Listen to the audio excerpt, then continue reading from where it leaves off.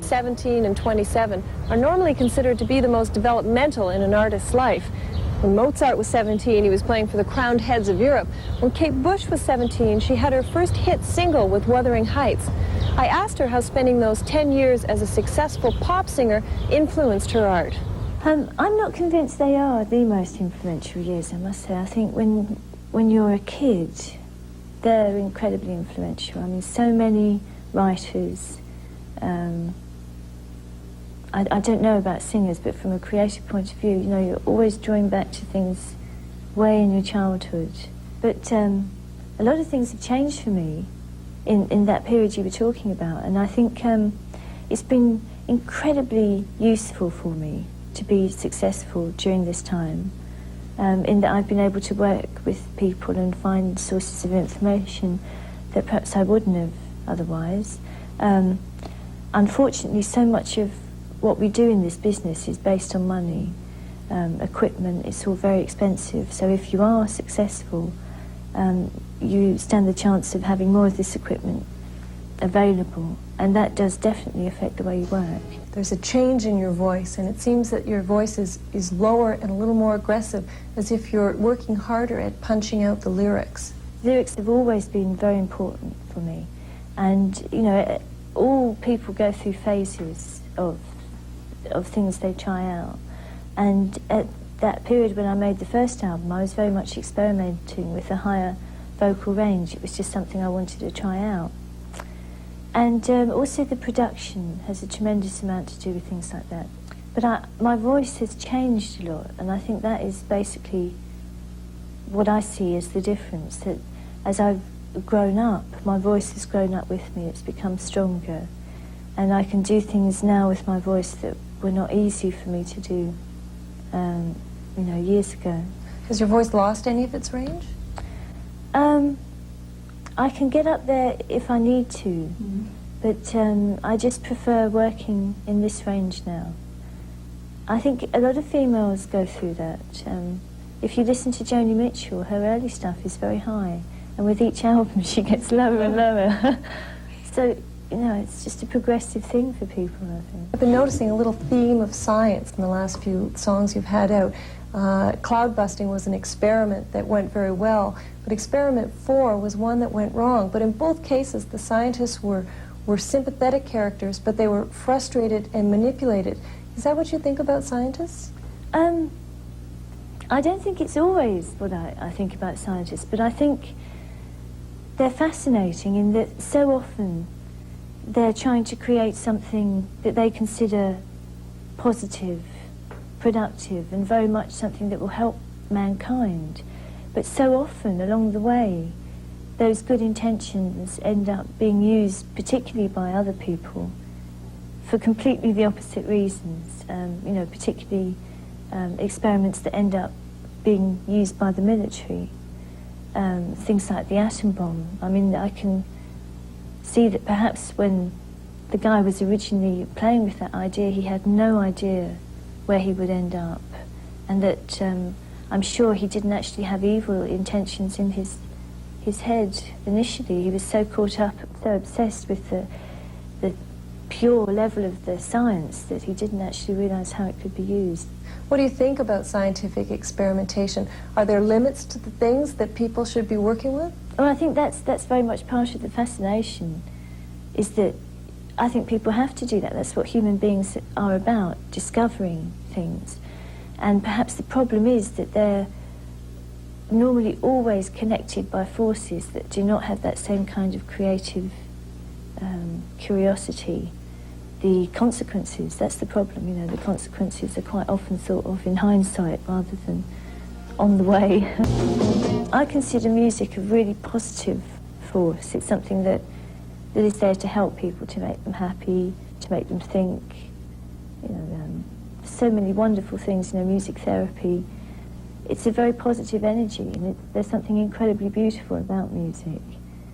And the thought of people using sound in such a negative way, which, you know, there are definitely sonic experiments that go on that are used by the military, is so obscene, you know, and the irony of using something that's so so beautiful in a way, to actually kill people rather than help them, I found fascinating.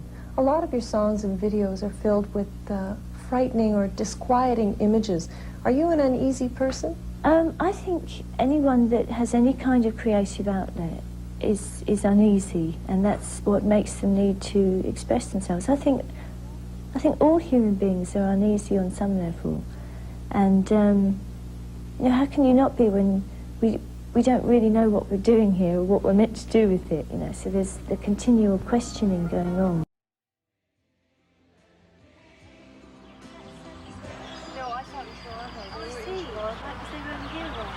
All of this renewed activity in England would have Kate Bush fans hoping that this bodes well for some future live performances, especially here in North America. I think a lot of people tend to assume I don't like doing live performances because it's been so long since the tour that we did. But it's really, my other commitments are just too involved. Since then, the albums have taken longer and longer progressively. And with videos and promotion that goes immediately after an album, I just haven't felt the time or the space to really get one together because it would take a long time to pull it together. But I would like to, yes, very much so, and I have really wanted to since the last one. But it just hasn't really been the time, but I'm hoping that it will feel right and that time will come again. I understand that you've built your own studio and you're working from that now. Yes, the difference that makes is phenomenal. It's one of the best decisions I've ever made, was to get that studio, because automatically I relaxed and could put the ideas straight onto tape, which, again, I just could not afford to do when working in a commercial studio. It's so expensive. You have to work out a lot before you go in, and then there's not time to experiment and change things as much as you like. Or if you do, the pressure of what it's costing, I think, actually becomes anti-productive. I'm interested in how your songwriting process works. When you're trying to communicate with other musicians and tell them exactly what you want, do you give them the tape on cassette? It very much depends on the musician. Some people would not want to come into the studio without having had a cassette that they could listen to and work some ideas out on. But normally what happens is the musician comes in, you play the track, which would have the basics on it. I'm sort of work backwards to most people in a lot of ways, in that the bass quite often goes on nearly as one of the last instruments. So the track they would hear would have drums, piano, voice, a few keyboards, even guitar sometimes. And quite often now we have a very good atmosphere going on the tape before the musician comes in. So although it might be very rough what's on there, it's a strong mood of what it will be like at the end. You know, it's got all the feelings in there. And it's just a matter of tarting it up. Yeah, because you don't want to lose that atmosphere. Yes, it's very difficult to recreate things like that. And that's what's so good for me about being able to write straight onto tape. You might get some really dodgy things, and quite often I do, but there might be just something in there that was so spontaneous you probably wouldn't be able to do again in the same way, and it's there on tape. The two videos that you're most pleased with, the ones you like, are Running Up That Hill and Army Dreamers. What was it that you didn't feel you liked about the other ones? I have a couple of favourites since that. Oh, good. But the main problem is that when you write a song, you write it as a song and not as something that's visual. So quite often there isn't a visual story contained in a song in the way that should be to actually put on film. Budgets are a particular problem. It costs a lot of money. And time, usually it's such a rush job to get it together. But more recently we've been trying to get them done as much up front as possible and spend more time, effort and money on them. What are your new favourites? I was quite pleased with Cloudbusting and Experiment 4, and particularly with them and Army Dreamers, there was very much a visual story that was adequate for film, rather than it just being putting a song, you know, a song together. They very much had visual information in them that worked well on film. Is the combination of unlike things a kind of oxymoron, something you apply to your visual work as well as your music? They are very similar processes, but they're not. You know, the way you approach them is completely different. With sound, for me, what I'm trying to create is very much the atmosphere, the mood of what the song has sort of designated. It does. It automatically creates its own personality in a way. And then it's a matter of treating that personality the way that it wants to. Quite often you think of things that would be nice to try on a track, and you put them on and the track just won't accept it. It just won't work. So, you know, there are only certain things it will have.